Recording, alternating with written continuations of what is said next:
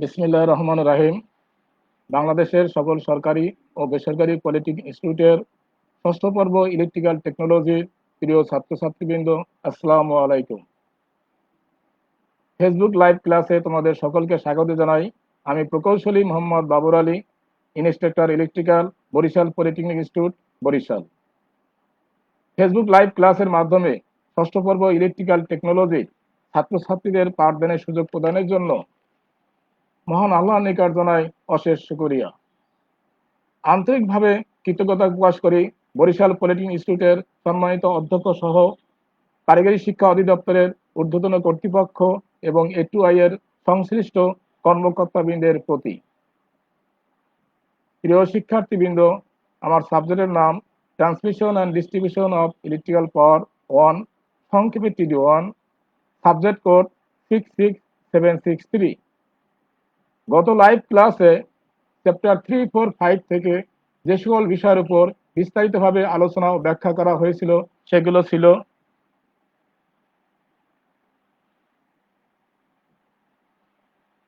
Overhead লাইনের সাপোর্টের বৈশিষ্ট্য, শ্রেণীবিভাগ এবং ব্যবহার; ওভারহেড লাইনে ব্যবহৃত কন্ডাক্টর, এদের বৈশিষ্ট্য এবং পারস্পরিক তুলনা; ওভারহেড লাইনে ব্যবহৃত বিভিন্ন প্রকার ইনসুলেটর ব্যবহার এবং ইনসুলেটর অকেজ হওয়ার কারণসমূহ। প্রিয় শিক্ষার্থীবৃন্দ, আজকের ষষ্ঠতম লাইভ ক্লাসে TD1 এর খুব গুরুত্বপূর্ণ চ্যাপ্টার 6 থেকে ওভারহেড লাইনের ফ্যাগের উপরে বিস্তারিতভাবে আলোচনা ও ব্যাখ্যা করা হবে। সহায়ক বই হিসাবে principal of power system, V K Mehta, এই বইটির সাহায্য নেওয়া হয়েছে। এখন দেখা যাক আজকে লাইভ ক্লাসে কি কি বিষয়ের উপর পাঠদান করা হবে, অর্থাৎ আজকে লাইভ ক্লাসের পাঠ পরিচিতি। 1 নম্বর থাকছে পরিবহন লাইনের স্যাগ এবং স্যাগের গুরুত্ব। 2 নম্বর সমউচ্চতার ক্ষেত্রে স্যাগের সূত্রের প্রতিপাদন। 3 নম্বর স্যাগ নির্ণয়ের জন্য পরিবাহী, বরফ এবং বাতাসের ওজন নির্ণয়করণের সূত্র প্রতিপাদন। 4 স্যাগের উপর প্রভাব বিস্তারকারী বিষয়সমূহ। 5 সমউচ্চতা সম্পন্ন দুটি সাপোর্টের মধ্যবর্তী ঝুল সম্পর্কিত সমস্যার সমাধান।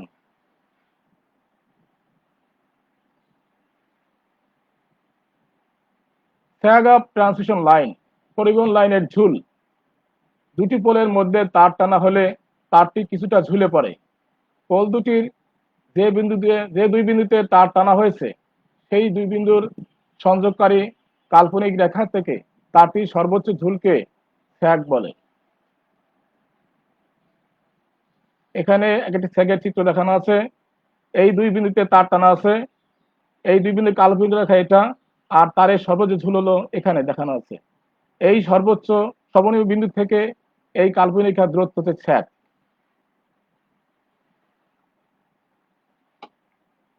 অন্যভাবে বলা যায় পরিবাহীর সর্বনিম্ন বিন্দু এবং সাপোর্ট দ্বয়ের সমতলের বিন্দুর পার্থক্যকে স্যাগ বলে। ইংরেজিতে বলা যায় the difference in level between points of supports and the lowest point on the conductor is called sag. দুটি পোল বা টাওয়ারের মধ্যবর্তী দূরত্বকে স্প্যান বলে। এইটা horizontal distance, span support to support, এটা হচ্ছে স্প্যান।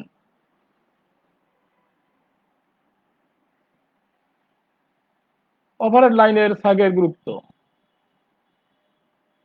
ওভারহেড লাইনে ডিজাইন করার সময় স্যাগ হিসাব করা খুব জরুরি। স্যাগের পরিমাণ বেশি হলে তারের দৈর্ঘ্য বেড়ে যায়, ফলে পরিবাহী পদার্থ বেশি লাগে। স্যাগের পরিমাণ বেশি হলে ভূমি থেকে পরিবাহীর সাফিসিয়েন্ট ক্লিয়ারেন্স রাখার জন্য উঁচু এবং শক্তিশালী সাপোর্ট দরকার। অন্যদিকে স্যাগের পরিমাণ খুব কম হলে শীতের সময় পরিবাহীর সংকোচন এবং ঝড়ের সময় পরিবাহীর দোলনের কারণে তারের উপর অতিরিক্ত টান পড়ে, ফলে তার ছিঁড়ে যাওয়ার সম্ভাবনা থাকে। সুতরাং দেখা যাচ্ছে যে স্যাগের পরিমাণ খুব বেশি বা কম উভয়ই ক্ষতিকর। অতএব উভয় দিক বিবেচনা করে ওভারহেড লাইনের ফ্যাগ একটি সুনির্দিষ্ট মানে রাখতে হবে, যাতে লাইনের নিরাপত্তা ও বিশ্বস্ততা বজায় থাকে।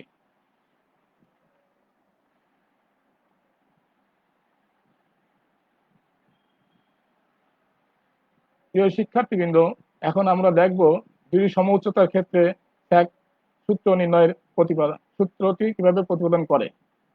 সমউচ্চতার দুটি পোলের পরিবাহীর মধ্যে ফ্যাগ নির্ণয়ের সূত্রটি প্রতিপাদন।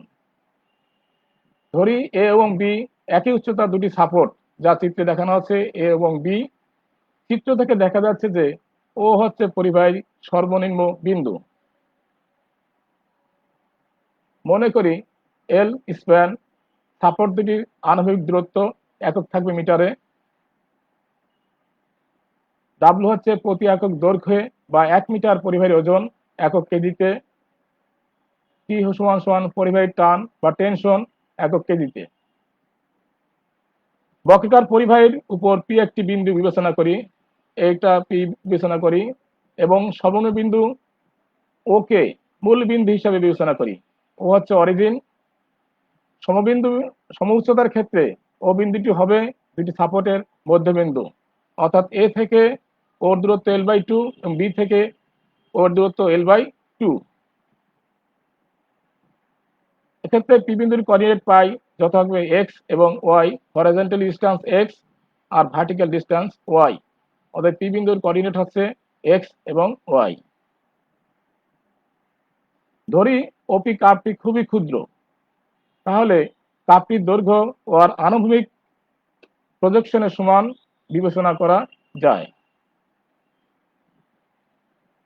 অর্থাৎ ওপি সমান সমান এক্স বিবেচনা করা যায়। পরিবাহী ওপি অংশের উপর নিম্নোক্ত দুটি বল ক্রিয়াশীল, যথা 1 নম্বর, ও বিন্দু হতে x/2 দূরত্বে পরিবাহী ওপি এর ওজন WX, 1 মিটার ওজন W, x মিটার ওজন WX কেজি। এবং 2 নম্বর, ও বিন্দুতে টেনশন T।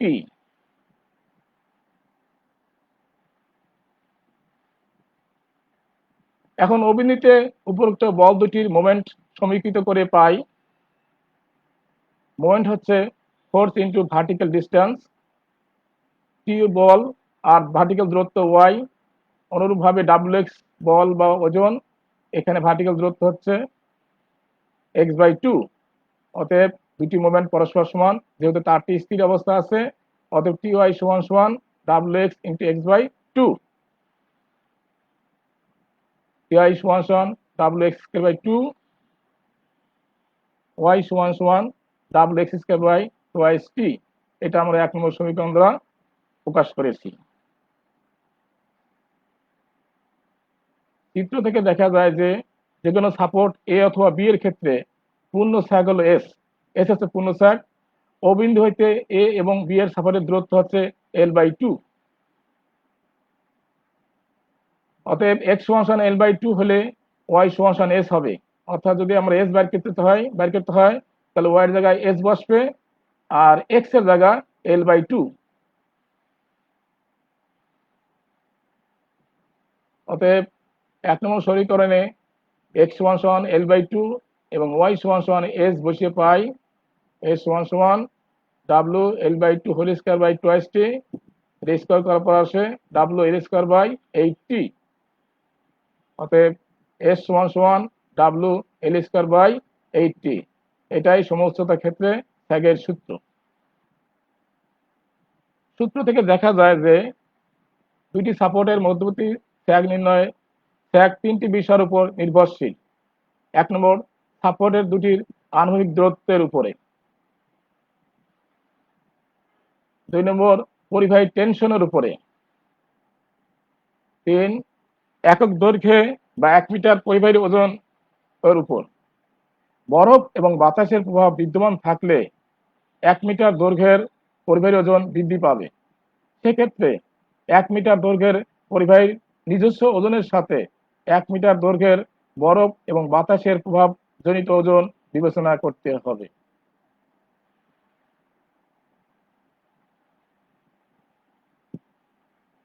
প্রিয় শিক্ষার্থীবৃন্দ, এখন আমরা দেখব ওজনগুলো কিভাবে যোগ হচ্ছে। ধরি ডাব্লিউ সমান 1 মিটার দৈর্ঘ্যে পরিবাহী নিজস্ব ওজন একক থাকবে কেজিতে। ডাব্লিউ আই ওয়েট অফ আইস বা 1 মিটার দৈর্ঘ্যে বরফের ওজন কেজিতে। ডাব্লিউ ডাব্লিউ হচ্ছে 1 মিটার দৈর্ঘ্যে বাতাসের বল বা ওজন কেজিতে। আমরা জানি পরিবাহী নিজস্ব ওজন এবং বরফের ওজন সরাসরি নিচের দিকে কাজ করে, এই জন্য এটা যোগ করা হয়েছে দুইটা। আর বাতাসের ওজন হরাইজন্টালি বা আনুভূমিকভাবে কাজ করে। এখান থেকে আমরা পাই 1 মিটার দৈর্ঘ্যে মোট ওজন ডাব্লিউটি পিথাগোরাসের সূত্র অনুযায়ী ভূমি স্কয়ার প্লাস লম্ব স্কয়ার, অতএব অতিভুজ হচ্ছে মোট ওজন, এই অতিভুজ ডাব্লিউটি, এটা হচ্ছে ভূমি স্কয়ার প্লাস লম্ব স্কয়ার রুট। অতএব 1 মিটার পরিবাহী ওজন ডাব্লিউটি সমান সমান root over W plus W I. W হচ্ছে পরিবাহী নিজস্ব ওজন, ডাব্লিউ আই হচ্ছে আই বরফের ওজন, এই দুটো সরাসরি যোগ হয়ে একত্রে নিচে দিকে কাজ করছে। আর পক্ষান্তরে বাতাসের ওজন ডাব্লিউ ডাব্লিউ হরাইজন্টালি কাজ করে। সেক্ষেত্রে সর্বোচ্চ ঝুল বা স্ল্যান্ট স্যাগ হবে এস সমান সমান হবে ডাব্লিউটি এল স্কয়ার বা 80 একক মিটারে। এক্ষেত্রে স্ল্যান্ট স্যাগ এস তারের উল্লম্ব অবস্থানে থিটা কোণ উৎপন্ন করে, এই থিটা কোণ উৎপন্ন করছে। আমরা পাই cos থিটা সমান সমান কি ভূমি বাই অতিভুজ, এটা থিটা হলে এটা ভূমি হবে আর অতিভুজ ডাব্লিউটি। অতএব cos থিটা সমান সমান W plus W I by WT.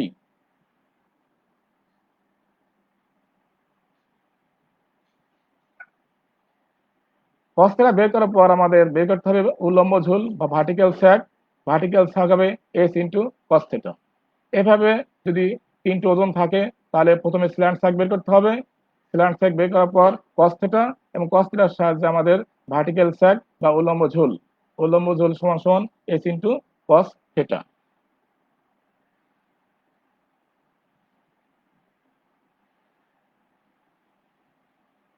প্রিয় শিক্ষার্থীবৃন্দ, এখন আমরা দেখব পরিবাহী নিজস্ব ওজন কিভাবে বের করে।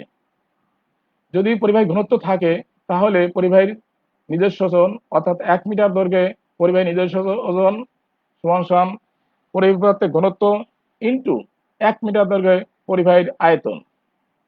আবার 1 মিটার দৈর্ঘ্যে পরিবাহীর আয়তন হবে পরিবাহীর প্রস্থচ্ছেদের ক্ষেত্রফল ইন্টু 1 মিটার দৈর্ঘ্য। যদি ঘনত্ব না থাকে, আপেক্ষিক গুরুত্ব থাকে, সেক্ষেত্রে ঘনত্ব বের করার সূত্র হচ্ছে পরিবাহী পদার্থের আপেক্ষিক গুরুত্ব ইন্টু পানির ঘনত্ব। তাহলে আপেক্ষিক গুরুত্ব থেকে ঘনত্ব থেকে পরিবাহী নিজস্ব ওজন বের করা যাবে। আমরা জানি পানির ঘনত্ব 1 গ্রাম পার সেন্টিমিটার কিউব অথবা 1000 কেজি পার মিটার কিউব। এটা সিজিএস সিস্টেমে, এটা এমকে সিস্টেম বা এসআই সিস্টেমে।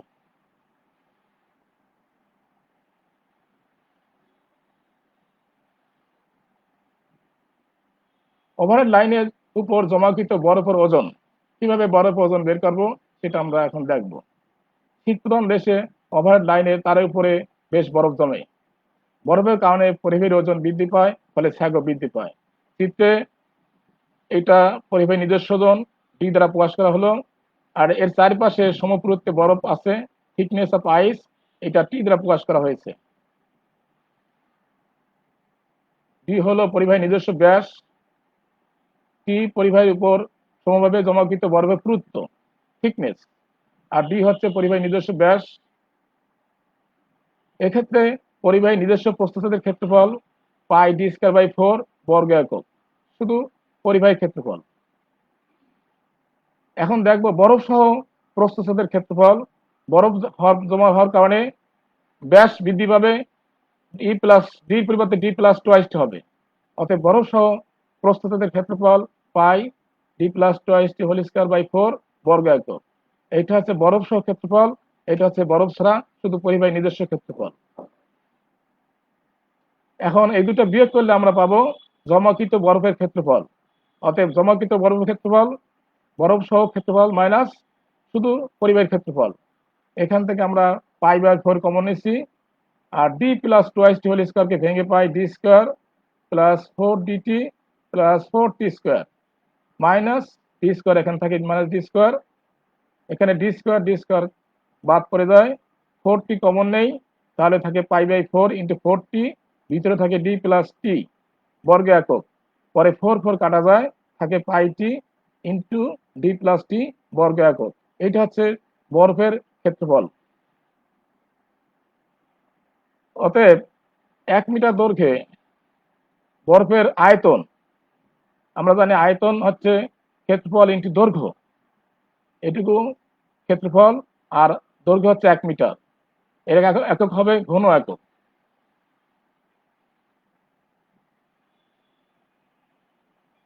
অতএব 1 মিটার দৈর্ঘ্যে বরফের ওজন ঘনত্ব ইন্টু 1 মিটার দৈর্ঘ্যে আয়তন। 1 মিটার দৈর্ঘ্যে বরফের আয়তন, কারণ ওজন সমান ঘনত্ব ইন্টু আয়তন। অতএব 1 মিটার দৈর্ঘ্যে বরফের ওজন Wi সমান ρy bracket πt bracket d+t × 1 metre. এখন ρy হচ্ছে বরফের ঘনত্ব, অর্থাৎ একক আয়তনের বরফের ভর। এইভাবে আমরা তার উপর যে বরফ জমা পড়বে টি পুত্তর, তার ভর কত হবে সেটা আমরা সহজে বের করতে পারবো। এখন দেখবো 1 মিটার দৈর্ঘ্যে বাতাসের বল বা বাতাসের চাপযুক্ত ওজন কিভাবে বের করতে হয়। W হচ্ছে বাতাসের চাপ ইন্টু 1 মিটার দৈর্ঘ্যে প্রজেক্টেড এরিয়া। বাতাসের চাপ যদি P হয় আর 1 মিটার দৈর্ঘ্যে প্রজেক্টেড এরিয়া হচ্ছে ব্যাস ইন্টু 1 মিটার, বরফ না থাকলে এই সূত্র D × 1 মিটার, এটা হচ্ছে প্রজেক্টেড এরিয়া। বরফ থাকলে এই ব্যাস বৃদ্ধি পেয়ে D+2t হবে, আর কোনো চেঞ্জ নাই। অতএব বরফ থাকলে W হবে P × D+2t × 1 মিটার, এটা বরফ থাকলে। এখানে বলা হচ্ছে P বাতাসের চাপ, D পরিবাহীর নিজস্ব ব্যাস, আর T হচ্ছে বরফের পুরুত্ব।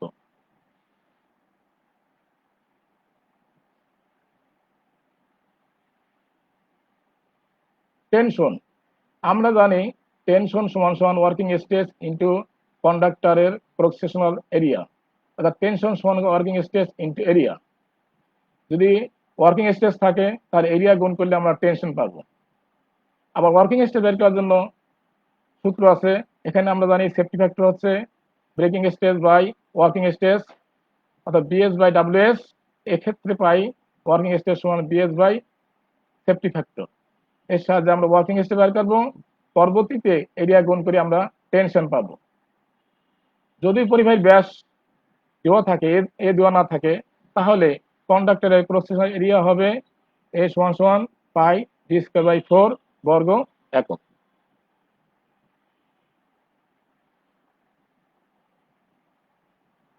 স্যাগের উপর প্রভাব বিস্তারকারী বিষয়সমূহ।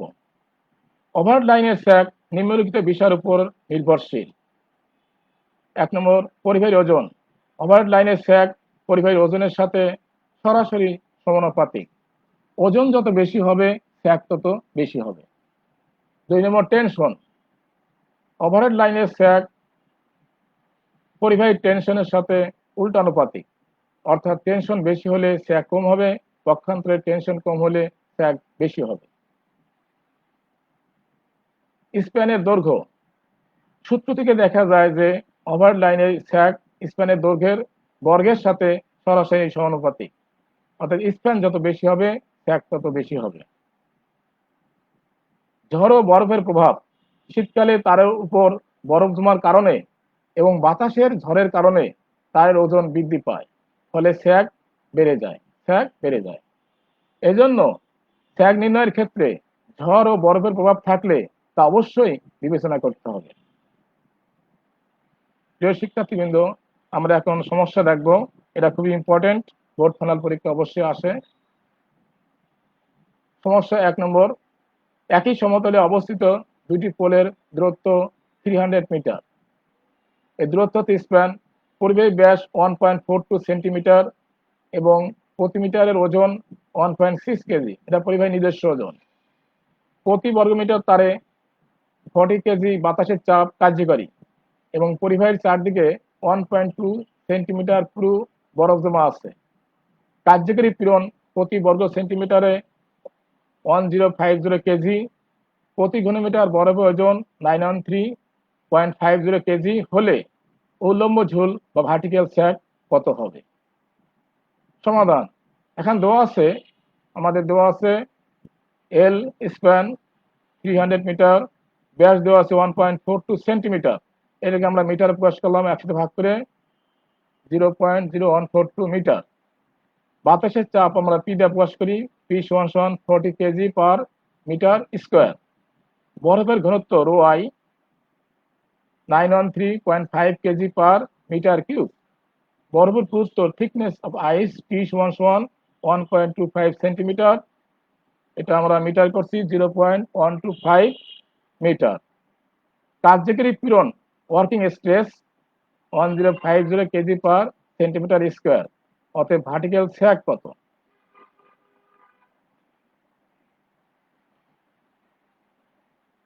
এখানে আমাদের তিনটে ওজন আজ কাজ করছে। প্রথমে দেখি 1 মিটার পরিবাহী নিজস্ব ওজন, এটা সরাসরি দেওয়া আছে 1.6 কেজি, এটা পরে সরাসরি দেওয়া আছে। এখন আমরা বের করব 1 মিটার দৈর্ঘ্যে বাতাসের চাপজনিত ওজন কত, ডাব্লু ডাব্লু। আমরা সূত্র থেকে পাই ডাব্লু ডাব্লু সমান সমান পি ইন্টু ডি প্লাস টি টোয়াইস টি ইন্টু 1 মিটার। এখানে পি দেওয়া আছে কেজি পার মিটার স্কোয়ারে, এই জন্য সরাসরি কেজিতে আসবে। এখানে বাতাসের চাপ একক দেওয়া আছে কেজি পার বর্গমিটারে, এই জন্য ওজনের একক কেজি আসবে। আর যেহেতু বর্গমিটার দেওয়া আছে, এই জন্য ভিতরে ডি এবং টি এর একক অবশ্যই মিটারে প্রকাশ করতে হবে, তাহলে বর্গমিটার কাটা যাবে, থাকবে কেজিতে। অতএব 1 মিটার দৈর্ঘ্যে বাতাসের চাপজনিত ওজন ডাব্লু ডাব্লু পাই। এখানে পির মান কেজি পার মিটার স্কোয়ার, ডির মান মিটারে, প্লাস 2 টি, টির মান হচ্ছে মিটারে 0.0125 ইন্টু 1 মিটার। এখানে মিটার স্কোয়ার কাটা গেছে, থাকছে কেজিতে, এটা গুণ করে পাই 1.568 কেজি। অর্থাৎ 1 মিটার দৈর্ঘ্যে বাতাসের চাপজনিত ওজন ডাব্লু ডাব্লু হচ্ছে 1.568 কেজি। এখন আমরা দেখবো 1 মিটার দৈর্ঘ্যে বরফের ওজন কত। আমরা সূত্র থেকে পাই বরফের ওজন, সরাসরি সূত্র লিখতে পারি rho I pi T D plus T into 1 metre. যেহেতু রো দেওয়া আছে কেজি পার মিটার কিউবে, এই জন্য এক্ষেত্রে ওজন সরাসরি কেজিতে আসবে। আর রোর একক মিটার কিউব থাকার কারণে ভিতরের টির একক ডির একক অবশ্যই মিটার করতে হবে। এই মিটার এই মিটার এই মিটার গুণ করলে মিটার কিউব আসে, তাহলে মিটার কিউব বাদ পরে থাকে কেজিতে। এখন আমরা সরাসরি মানগুলো বসিয়ে পাই 0.9578 কেজি। অতএব 1 মিটার দৈর্ঘ্যে বরফের ওজন 0.9578 কেজি। এখন যেহেতু বরফ, বাতাস, পরিবাহী তিনটে ওজন আছে, অর্থাৎ সূত্র অনুযায়ী 1 মিটার দৈর্ঘ্যে মোট ওজন আমাদের পাই ডাব্লিউটি সমান সমান W plus W I whole square plus W W whole square. এই মানগুলো বসায় স্কোয়ার রুট করে পাই 3 কেজি। অর্থাৎ প্রদত্ত ডাটা থেকে 1 মিটার দৈর্ঘ্যে পরিবাহীর মোট ওজন, অর্থাৎ বরফ, বাতাস, পরিবাহী ওজন মিলে আসে 3 কেজি।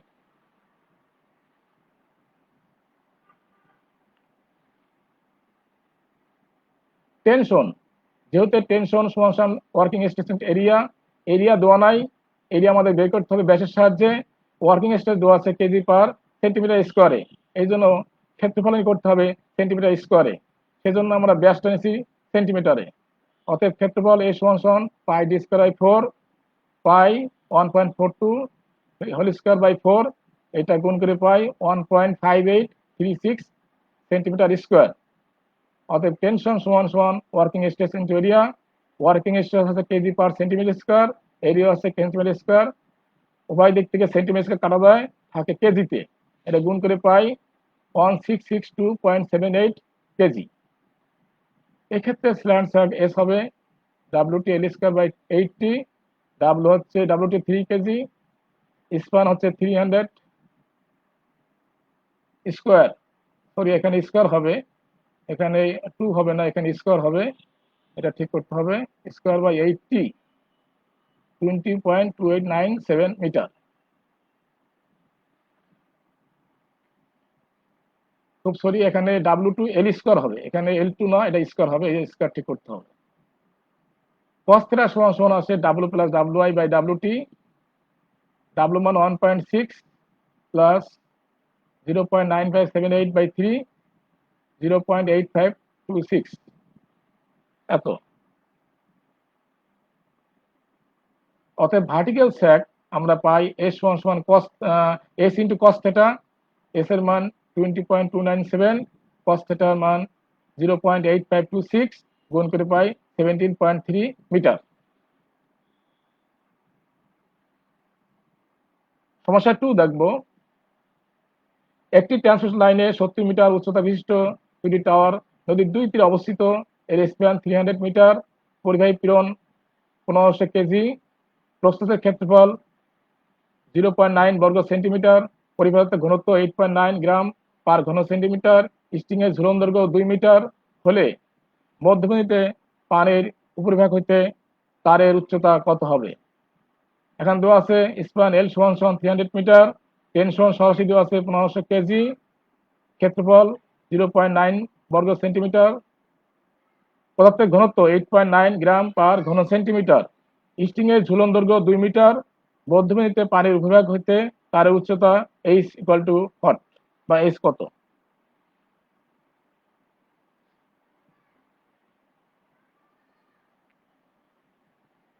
এক মিটার দৈর্ঘ্যে তারের আয়তন এ ইন্টু 1 মিটার, যেহেতু এ দেওয়া আছে সেন্টিমিটার স্কোয়ারে, এই জন্য 1 মিটার পরিবর্তে 100 সেন্টিমিটার, এটা গুণ করে পাই আমরা 90 সেন্টিমিটার কিউব। 1 মিটার দৈর্ঘ্যে তারের আয়োজন, তারের ওজন, 1 মিটার দৈর্ঘ্যে তারের ওজন ঘনত্ব ইন্টু 1 মিটার দৈর্ঘ্যে তারের আয়তন। ঘনত্ব দেওয়া আছে 8.9 গ্রাম পার সেন্টিমিটার কিউব, আয়তন হলো 90 বা 90 সেন্টিমিটার কিউব। এক্ষেত্রে সেন্টিমিটার কিউব কাটা যায়, থাকে গ্রাম, গুণ করে পাই 801 গ্রাম। এটাকে আমরা কেজি করলে আসে 0.1801 কেজি। যেহেতু বরফ এবং বাতাসের কোনো প্রভাব নাই, সেহেতু স্যাগ হবে WL²/80। অতএব ডাব্লু মান এবং এল এর মান বসে, টির মান বসানোর পরে আমরা পাই 6 মিটার।